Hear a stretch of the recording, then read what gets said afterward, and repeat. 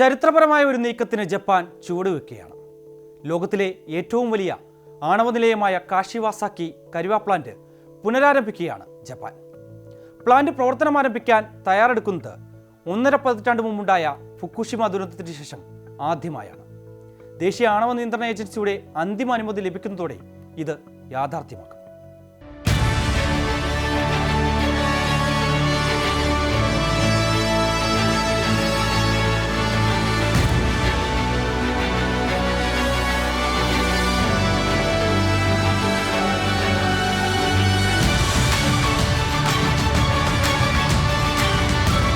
ഏകദേശം 400 ഹെക്ടർ വിസ്തൃതിയുള്ള ഈ വിശാലമായ പ്ലാന്റ് ജപ്പാൻ കടലിന്റെ തീരത്താണ് സ്ഥിതി ചെയ്യുന്നത്.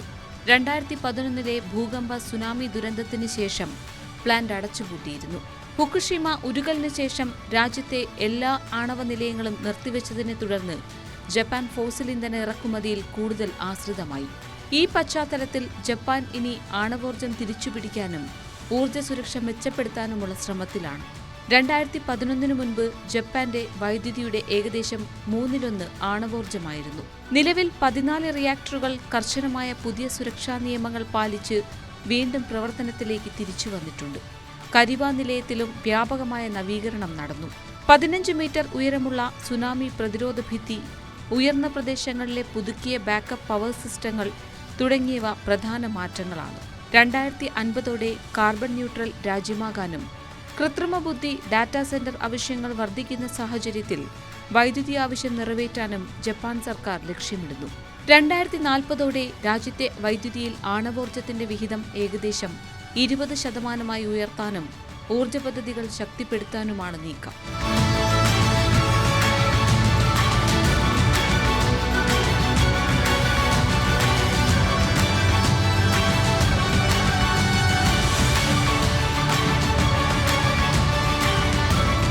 ജപ്പാനെ അടിപതറിച്ചു കളഞ്ഞ ശക്തമായ ഭൂചലനം, തുടർന്ന് മരണത്തിന്റെ ദൂതുമായി അലറിപ്പാഞ്ഞെത്തിയ വമ്പൻ രാക്ഷസത്തിരകൾ, ഇവയെല്ലാം ചേർന്നതായിരുന്നു ഫുക്കുഷിമ ദുരന്തം. 20,000-ഓളം പേരാണ് അന്നത്തെ സുനാമിയിലും ഭൂകമ്പത്തിലും മരിച്ചത്. 1986-ലുണ്ടായ ചെർണോബിലെ ആണവ ദുരന്തത്തിന് ശേഷം ലോകം കണ്ട ഏറ്റവും വലിയ ദുരന്തമായി അത് മാറി. ഭൂചലനത്തിന്റെ ഫലമായി കൂറ്റൻ സുനാമി തിരകൾ കടലിൽ ഉയർന്നു പൊങ്ങി. 33 അടി വരെ ഉയരമുള്ളവയായിരുന്നു ഇവയിൽ ചിലത്. സെൻഡായ് നഗരത്തിൽ വെള്ളപ്പൊക്കം ഇതുമൂലം ഉടലെടുത്തു. അവിടുത്തെ വിമാനത്താവളം കടൽവെള്ളത്തിൽ മുങ്ങി. കരയുടെ 10 കിലോമീറ്ററോളം ഉള്ളിലേക്ക് തിരകളെത്തി.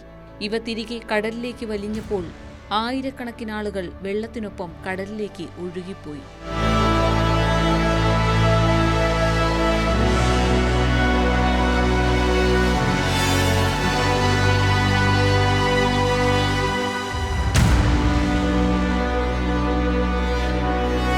$1.54 ലക്ഷം പേരെയാണ് ആണവ ദുരന്തത്തിന്റെ പശ്ചാത്തലത്തിൽ ഒഴിപ്പിക്കേണ്ടി വന്നത്. സുനാമിയെ തുടർന്ന് നിലയത്തിൽ വെള്ളം കയറുകയും വൈദ്യുതി നിലയ്ക്കുകയും ചെയ്തുവെങ്കിലും പ്രതികൂല സാഹചര്യത്തിൽ ജീവൻ പണയം വെച്ച് റിയാക്ടർ തണുപ്പിക്കാൻ ജീവനക്കാർ മുന്നിട്ടിറങ്ങി. ഈ ദൗത്യത്തിനിടെ നിരവധി ജീവനക്കാർക്കാണ് ആണവ വികിരണമേറ്റത്. ഫുക്കുഷിമ 50 എന്ന് പിന്നീട് വിശേഷിപ്പിക്കപ്പെട്ട 50 ജീവനക്കാരാണ് റിയാക്ടർ തണുപ്പിക്കാനുള്ള ദൗത്യത്തിൽ ഏർപ്പെട്ടത്. അന്നവർ ആ ദൗത്യത്തിൽ ഏർപ്പെട്ടില്ലായിരുന്നുവെങ്കിൽ ടോക്കിയോ നഗരത്തിലെ മുഴുവൻ ജനങ്ങളെയും ഒരുപക്ഷെ ഒഴിപ്പിക്കേണ്ടി വരുമായിരുന്നുവെന്നാണ് വിലയിരുത്തപ്പെടുന്നത്.